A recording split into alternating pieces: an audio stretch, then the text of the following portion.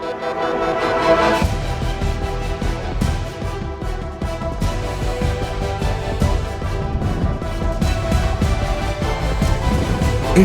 Voice, आपकी सोच, आपकी आवाज।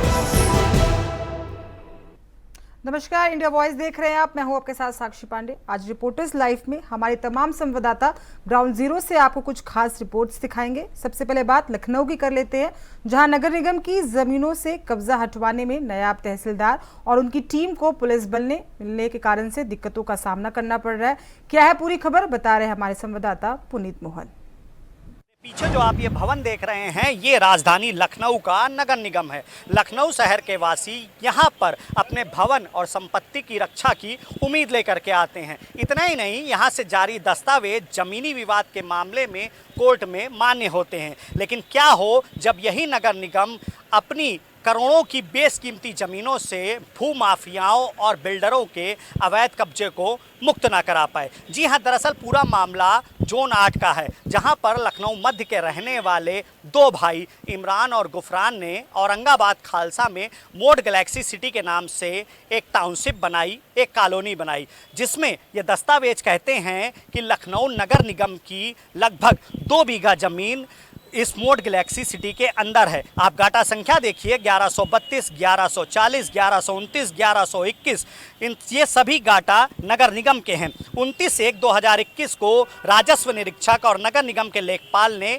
इसकी पैमाइश करी थी भारतीय जनता पार्टी युवा मोर्चा के एक नेता की शिकायत पर। 3 मार्च 2021 को बिल्डर को नोटिस भी जारी कर दिया जाता है, लेकिन उसके बाद यहाँ पर तैनात तहसीलदार और लेखपालों ने इस पूरी घटना को, इस पूरी जांच को दबा दिया था। हालांकि मंडला आयुक्त को लगातार शिकायतें मिल रही थी कि नगर निगम में तैनात तहसीलदार और लेखपाल बिल्डरों और भूमाफियाओं के साथ मिलकर सरकारी जमीनों पर कब्जा करा रहे हैं। एक्शन लेते हुए मंडला आयुक्त ने तत्कालीन तहसीलदार को सस्पेंड किया और लेखपालों को बाहर का रास्ता दिखाया गया। मंडला आयुक्त के सख्त रुख को देखते हुए जो नए अधिकारी उनकी जगह पर आए, चाहे वो तहसीलदार हों, नायब तहसीलदार हों या लेखपाल हों, उन्होंने मोड गैलेक्सी सिटी को 12 जून से लेकर के 30 जुलाई के बीच में 2 से 3 बार नोटिस काटा। लेकिन हर बार नोटिस काटने के बाद शिकायतकर्ता को सूचित किया गया कि पुलिस की उपलब्धता न होने के चलते हम ध्वस्तीकरण की कार्रवाई नहीं कर पाए हैं। अब सबसे बड़ा सवाल ये है कि अभी कहीं अतिक्रमण हटाना हो, ठेला हटाना हो, तो नगर निगम को पुलिस बल मिल जाता है। लेकिन जब अपनी ही करोड़ों की बेशकीमती ज़मीन, जिस पर कॉम्प्लेक्स या आवासीय योजना के तहत फ्लैट्स बना करके या प्लॉट इत्यादि बेच करके नगर निगम अच्छा रेवेन्यू जनरेट कर सकता है, उन ज़मीनों को कब्जा मुक्त कराने की बात होती है, तो वहां पर नगर निगम और लखनऊ पुलिस का पुलिस बल मौके पर उपलब्ध क्यों नहीं होता है? क्या दोनों की एक साथ उपलब्धता ना होना बिल्डर का बड़ा बचाव है? हालांकि इस मामले में नगर निगम के उच्च अधिकारियों ने संज्ञान लिया है और उनका साफ तौर पे कहना है कि जल्द ही जोन 8 में कार्यवाही करते हुए मोड गैलेक्सी सिटी में जो नगर निगम की ज़मीन है उसको खाली करवाया जाएगा, ध्वस्तीकरण की कार्यवाही करी जाएगी। लेकिन शिकायतकर्ता लगातार आरोप लगा रहे हैं कि नगर निगम की इसी तरह की हीला हवाली के चलते बिल्डर ने 2 बीघा ज़मीन के अलावा 3 बीघा ज़मीन नगर निगम की और भी कब्जा कर ली है। अब देखने वाली बात होगी कि नगर आयुक्त के और उच्च अधिकारी इस पर कोई एक्शन लेते हैं या नहीं। वीडियो जर्नलिस्ट हमजा अहमद मंसूरी के साथ पुनीत मोहन, इंडिया वॉइस, लखनऊ। अब बात उत्तरकाशी की कर लेते हैं, जहां धराली में आई भीषण आपदा के बाद से आपदा कंट्रोल रूम में भी हलचल तेज हो गई है। क्या है पूरी खबर, बता रहे हैं हमारे संवाददाता हबे केंद्रा।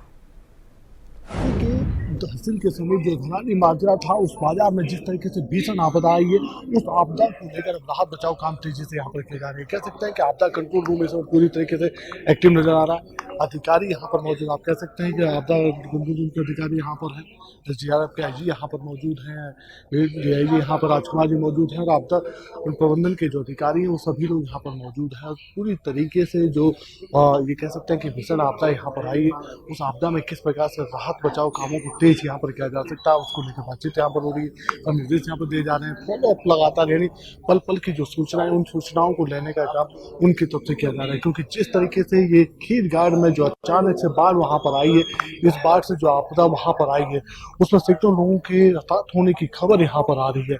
अभी तक ये कह सकते हैं कि 20 से 25 ऐसे होटल्स और होम स्टे वहाँ पर थे जो इसकी जद में वहाँ पर आए, क्योंकि अचानक से जिस तरह से दोपहर के समय ये घटना यहाँ पर घटी थी, बाढ़ वहाँ पर आई थी, उस बाढ़ के चलते कह सकते हैं कि वहाँ पर लोग हताहत यहाँ पर हुए। और इसलिए कोशिश अब यही है कि राहत बचाव कामों को तेज गति से वहाँ पर किया जा सके। उसके लिए अधिकारी लगातार दिशा निर्देश दे रहे हैं। पहले पूरा जो स्थिति वहाँ की आपदा की जो पूरी स्थिति है उस स्थिति को जानने का काम वहाँ पर किया जा रहा है, किस प्रकार से ये पूरा घटनाक्रम घटा, कितने लोग इसमें हताहत हुए हैं, उन सब चीज़ों को है। उसके बाद ही ये कह सकते हैं कि राहत बचाव के जो काम है उनको तेज गति किया जाता है। जिला प्रशासन के आला अधिकारी उसमें वहाँ पर मौजूद हैं, आपदा प्रबंधन की टीमें वहाँ पर मौजूद है, SDRF की टीमें वहाँ पर मौजूद है और लगातार राहत बचाव के जो काम है उनको तेज गति से करने का काम वहाँ पर किया जा रहा है। आपदा कंट्रोल रूम में भी इस समय उन सब चीज़ों की वस्तु स्थिति को जानने का काम यहाँ पर किया जा रहा है, ताकि उसके बाद राज्य सरकार को अपडेट यहाँ पर दिया जा सके किस प्रकार से राहत बचाव कामों को और तेज गति से वहाँ पर करने की आवश्यकता है। कैमरामैन नथुला साहब, अवे कैंटुरा, इंडिया वाइज। और एक खबर अब राजस्थान से, जहां जालौर जिले की सायला पंचायत समिति में एक चौंकाने वाला फर्जीवाड़ा सामने आया है। क्या है पूरा मामला, बता रहे हैं हमारे संवाददाता राजेंद्र दवे। पंचायत समिति में सामने आया यह फर्जीवाड़ा सिर्फ दस्तावेजी गड़बड़ी नहीं बल्कि जनप्रतिनिधियों की साख पर भी एक सीधा हमला करता है। डिजिटल तकनीकी और सरकारी लेटर पैड का ऐसा दुरुपयोग अगर पंचायत समिति पर स्तर पर होता है तो सामने आने लगता है, तो ये गंभीर विषय है। देखना अब ये होगा कि क्या इस मामले में सिर्फ एक ही व्यक्ति है या और भी नाम सामने आते हैं। कैमरामैन के साथ Rajendra Dave, India voice news Jalore. और वहीं उत्तराखंड में मौसम विभाग ने भारी वर्षा का अलर्ट जारी किया है। इस दौरान क्या है प्रशासन की पूरी तैयारियां, बता रहे हमारे संवाददाता हितेश त्यागी।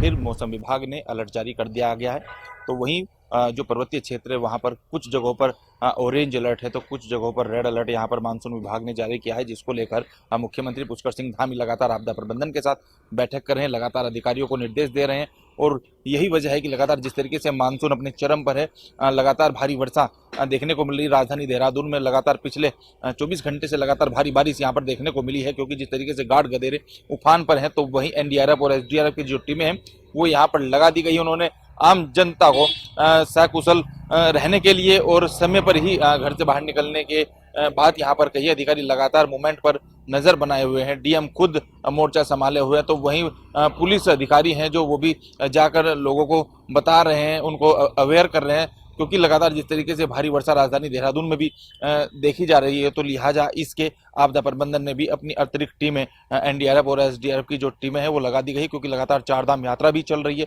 उसके लिहाज से भी हॉट स्पॉट है जो वहां पर भी टीमें तैनात कर दी गई। कैमरा पर्सन हर सुनियाल के साथ हितेश त्यागी, इंडिया वॉइस। खबर सीतापुर से है, जहां लगातार हो रही बरसात के चलते कच्ची दीवार भरभरा कर गिर गई है। इस हादसे के बारे में बता रहे हमारे संवाददाता नंद किशोर।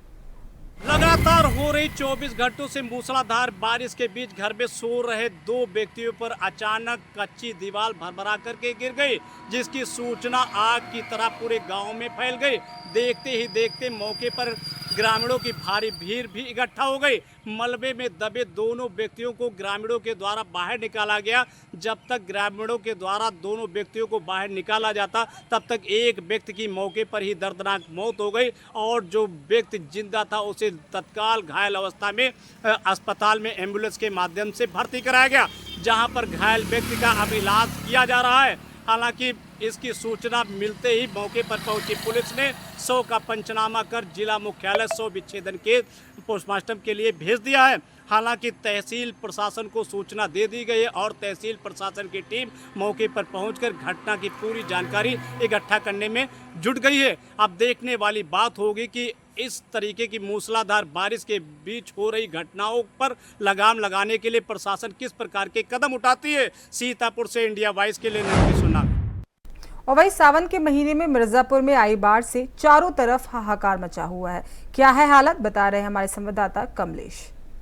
मौजूद है उत्तर प्रदेश के जिला मिर्जापुर के जमुनहिया के पास में मौजूद है, जहां पर तेज बाढ़ की जब गंगा थी वो इस समय इस सड़क को भी जो है कि बंद कर दिया है। बता दें इसमें हजारों लोगों का आवागमन आना जाना होता है। हालांकि बता दें मिर्जापुर में लगभग 2 से 3 दिन पहले से मूसलाधार बारिश, लगातार बारिश हो रही है। इसमें ये लोगों का आवागमन बंद हो चुका है। कई ऐसे बांध है जो कि खुल चुके हैं। अब मिर्जापुर के जो कई पुल हैं जो ऊपर से पानी जा रहा है वहां पर आवागमन बिल्कुल प्रशासन के द्वारा रोक दिया गया है। हालांकि मिर्जापुर की बात करें तो मिर्जापुर शहर के पक्का घाट है, पक्का घाट के ऊपर भी लगभग पानी सब पहुंच चुका है। लोगों का जीना दुश्वार हो चुका है। अब मिर्जापुर का जो आता है वो हरसिंहपुर गाँव आता है। सबसे पहले हरसिंहपुर के गाँव के लोगों के घर में पानी पहुंचता है और वहां पर लोगों जो है कि 1 हफ्ते पहले यानी 5 से 6 दिन पहले जैसे बारिश स्टार्ट हुई थी लोग अपने मवेशी को किसी पहाड़ के ऊपर पहुंचा दिया। इस समय वो स्थिति हो गई कि लोगों के घर में पानी घुसना शुरू हो गया। पानी घुस भी चुका है और लोग अपने घर को छोड़कर किसी दूर के रिश्तेदार के घर जा पहुंचे हैं और कुछ लोग अपने पहाड़ के ऊपर जाकर स्थिति अपना गुजार कर रहे हैं। बता दें लोगों का आना जाना बिल्कुल दुश्वार हो चुका है। और बता दें कि मिर्जापुर के जो ऐसे कई गांव हैं जो कि बाढ़ की चपेट में आ चुका है। जहां और वही खबर गाजीपुर से है, जहां गंगा का जलस्तर तेजी से बढ़ने से दर्जनों गांव इससे पूरी तरह से प्रभावित हो चुके हैं। क्या है वहां के हालात, बता रहे हैं हमारे संवाददाता सुशील तिवारी। लगातार तेज गति से बढ़ रहा है। हम स्थित हैं गाजीपुर जिले में, जहां पर दर्जनों गांव इससे प्रभावित हैं और कई गांवों का संपर्क मार्ग टूट चुका है। युवराजपुर गांव जो गंग बरार का इलाका है, वहां पर भी जो मवेशी हैं, जो किसान हैं, वो सुरक्षित ठिकाना ढूंढ रहे हैं। अश्विनी युवराज ने बताया कि सुरक्षा के इंतजाम किए गए हैं। मवेशियों को उचित जगह पे उनके गंतव्य स्थल तक ले जाकर रखा गया है। भूसे का और भोजन का उचित प्रबंध किया गया है। लेकिन बाढ़ का पानी जैसे ही जो चेतावनी बिंदु था उससे ऊपर आया, फिर किसानों के चेहरे पर मायूसी छा गई और हजारों बीघे भूमि जहां पर किसानों ने खेती की थी वो सभी गंगा में समाहित हो चुका है। या हम ये कहें कि बाढ़ ने इसे पूरे तरीके से ले लिया है। प्रशासन भी अपने अलर्ट मूड पर है। गाजीपुर के डीएम अविनाश कुमार हो या एसपी गाजीपुर डॉक्टर ईरज राजा जाकर जानकारी ले रहे हैं और उन गांवों का दौरा कर रहे हैं जहां की स्थितियां सोचनी बनी हुई हैं। मैं सुशील तिवारी, इंडिया वॉइस की रिपोर्ट गाजीपुर। खबर बहराइच से है, जहां खेत में तेंदुआ के दिखने के बाद से ग्रामीणों में हड़कंप मच गया है। इस खबर पर विस्तार से जानकारी दे रहे हैं हमारे संवाददाता महेश चंद्र गुप्ता। के चलते जंगलों से जानवरों का बाहर निकलना चालू हो गया है। आपको बता दें कि आज अब्दुल्लागंज वन रेंज में जो है एक तेंदुआ दिखाई दिया है। यह जंगलों से सटे जो रिहायशी इलाका है, चनैनी गांव के पास भादा नाला है, उसी के पास इस तेंदुए को देखा गया है। तेंदुए को देखकर जो है ग्रामीणों में हड़कंप मच गया है। लोगों को अब जो है तेंदुए का डर सताने लगा है। ये तेंदुआ जंगल से निकल कर आया है और जो है रिहायशी इलाके में पहुंचा है। आपको बता दें कि जब बारिश होती है तो जंगलों में पानी भर जाता है और तब जो है जंगली जानवरों के पास रिहायशी इलाकों की ओर भागने का जो है एक बहाना रहता है और उनको एक रास्ता मिल जाता है रिहायशी इलाकों में पहुंचने का। तो अब जो है इस तेंदुए के निकलने से इस जो अब्दुल्लागंज रेंज के जो इलाका है, जो इधर का एरिया है, जो चनैनी गांव है, इस गांव में काफ़ी लोगों में काफ़ी भय देखा जा रहा है। लोगों में हड़कंप मचा हुआ है। अब देखने वाली बात ये होगी कि कितनी जल्दी जो है वन विभाग इस तेंदुए को पकड़ पाता है। बहराइच से इंडिया वॉइस के लिए खबर सिद्धार्थनगर से है, जहां शिकायतकर्ता को ग्राम प्रधान ने सहयोगी के साथ मिलकर खूब पीटा। क्या है पूरा मामला, बता रहे हमारे संवाददाता राकेश। जिले में एक अनोखा मामला सामने आया। भ्रष्टाचार की शिकायत करना पड़ा भारी। आपको बता दूं कि यह मामला सिद्धार्थनगर जिले के बासी कोतवाली के जो है खेसराहा विकास खंड के परडू खास गांव का है। मामला यह है कि एक शिकायतकर्ता जो कि शिकायत करता है ग्राम सभा में जो कार्य हुआ है उसकी शिकायत करने जिलाधिकारी के पास पहुंचा। वहीं के ग्राम प्रधान ने उसको बुरी तरह से और उनके गुर्गों ने बुरी तरह से उसे जो है डंडे से और राड से मारा पीटा। वहीं शिकायतकर्ता का आरोप है कि मेरी बहन के साथ भी मारपीट किया और छेड़खानी किया। अब देखने की बात यह है जो शिकायत करता है, जो ग्राम सभा की शिकायत करता है, ग्राम सभा में क्या कार्य हुए क्या नहीं हुए। जब भ्रष्टाचार की शिकायत करने पहुंचता है तो इसलिए उसे मारा पीटा गया और छेड़खानी की गई उसकी बहन के साथ। अब देखने की बात यह है कि उसे न्याय कब मिलती है और दर दर के लिए न्याय के लिए भटक रहा है। अब ये मामला सिद्धार्थनगर जिले के खसराहा विकासखंड के पड़ू खास गांव का है। अब देखने की बात यह है उस प्रधान के खिलाफ जो भ्रष्टाचार किया है, जो जिस मामले को उजागर करने गया था उसे मारा पीटा गया, उसे न्याय कब मिलती है। सिद्धार्थनगर से राकेश यादव।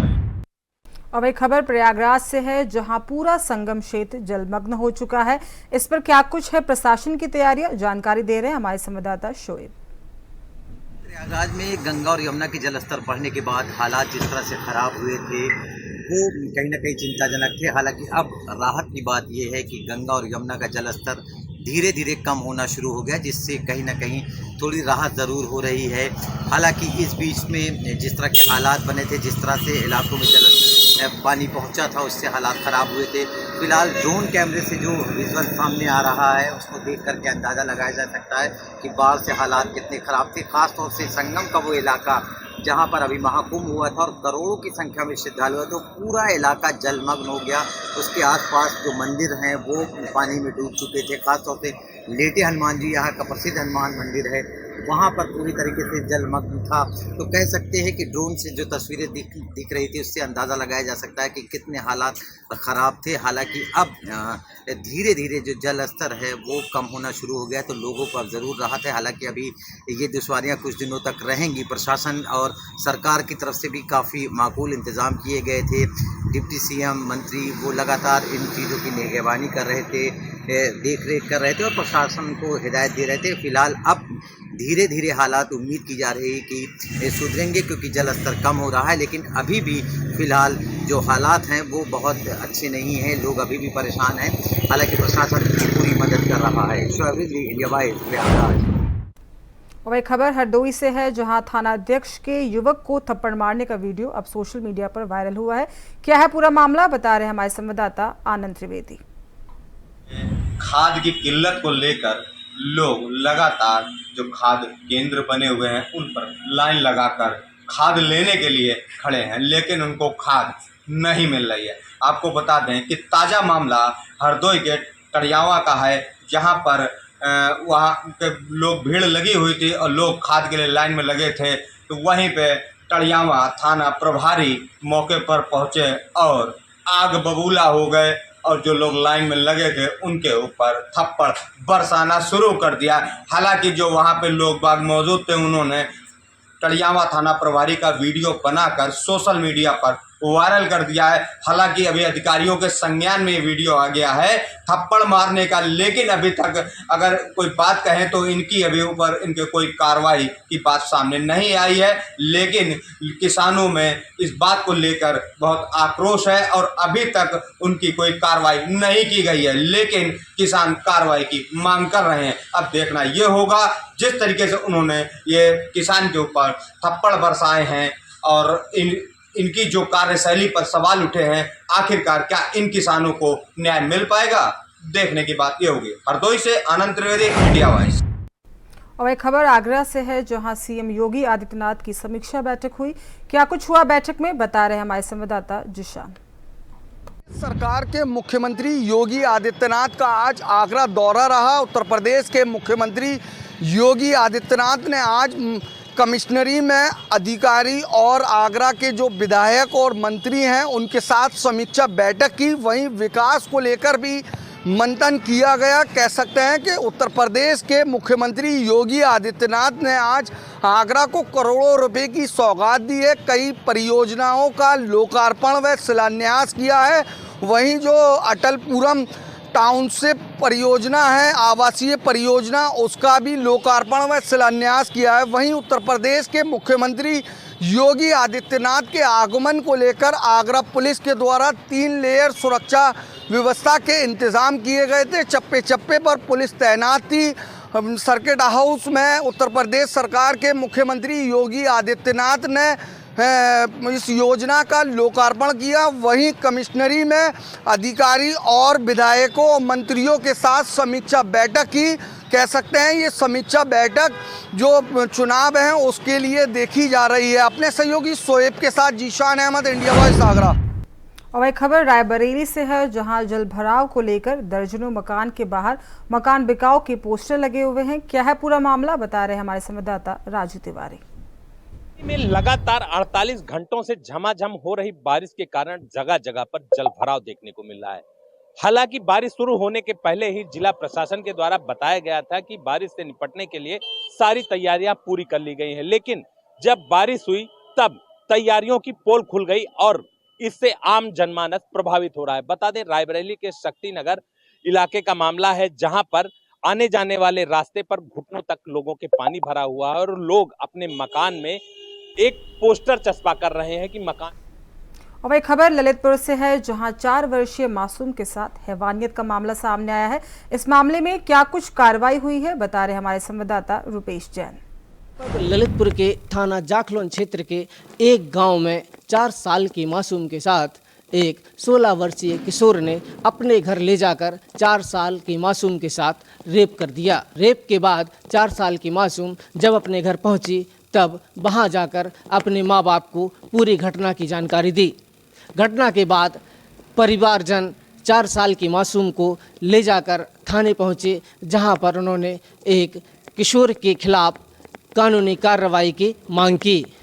पुलिस ने किशोर को पकड़कर थाने में बिठा लिया और मासूम को चिकित्सीय परीक्षण के लिए जिला अस्पताल भेजा गया, जहां पर लड़की का उपचार जारी है। ललितपुर से इंडिया वॉइस के लिए रुपेश जैन। खबर सीतापुर से है, जहां लगातार हो रही बारिश से विकास भवन और डीएम ऑफिस में जलभराव हो गया है। इस खबर पर ज्यादा जानकारी दे रहे हैं हमारे संवाददाता नंद किशोर नाग।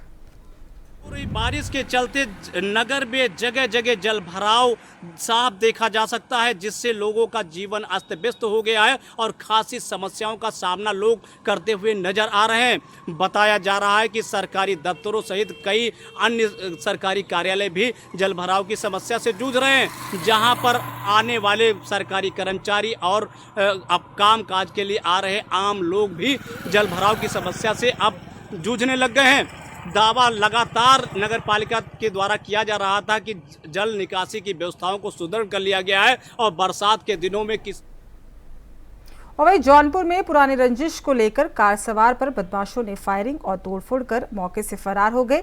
इस खबर पर ज्यादा जानकारी दे रहे हैं हमारे संवाददाता विवेक। बाइक सवार बदमाशों ने एक कार सवार पर फायरिंग कर मौके से फरार हो गए।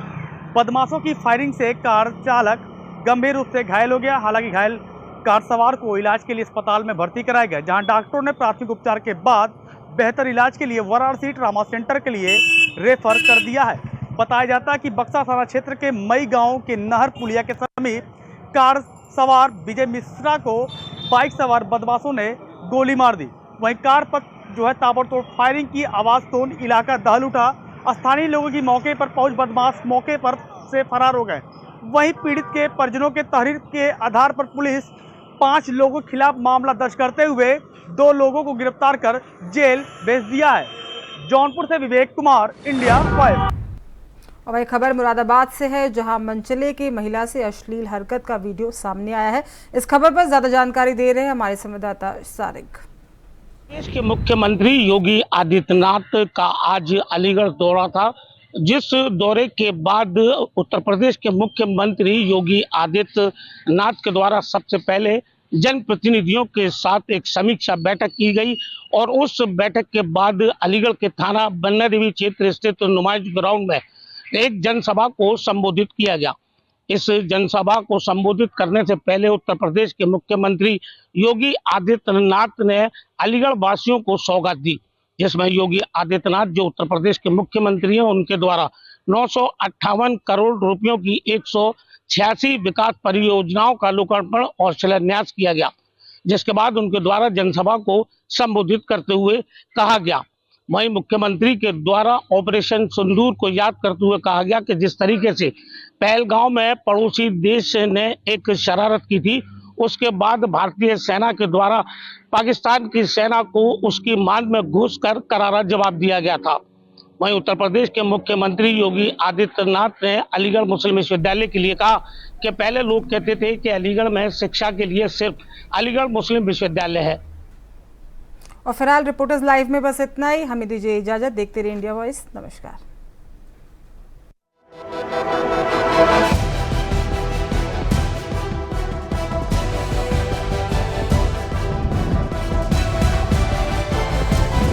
इंडिया वॉइस, आपकी सोच, आपकी आवाज।